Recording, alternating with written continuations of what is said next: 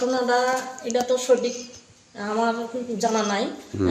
হয়তো বা নেশা সামগ্রী যারা আছে জড়িত আছে তাদেরকে আমরা বিশেষ করে কবে এই ঘটনা ঘটছে? আগামী দিন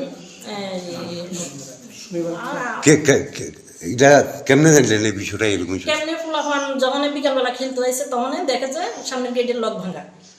তখন সঙ্গে সঙ্গে টিচার আইসে একজন আমার এক স্টুডেন্ট ফাড়াইয়া ইয়ে করছে।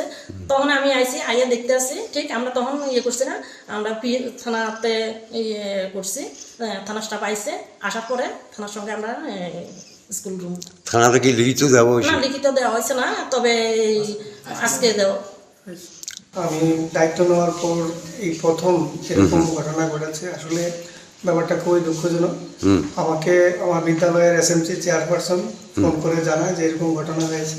উনি সঙ্গে সঙ্গে এখানে আসেন এবং সব কিছু তদারকি করেন, পিএসকে খবর দেন এবং তারপরে আমরা আসার পর আমরা এরকম পরিস্থিতি দেখতে পাচ্ছি আর কি, যেটা আসলেই ভাবাই যায় না, ভাষায় প্রকাশ করা যায় না একটা বিদ্যালয়ের মধ্যে এরকম ঘটনা ঘটতে পারে।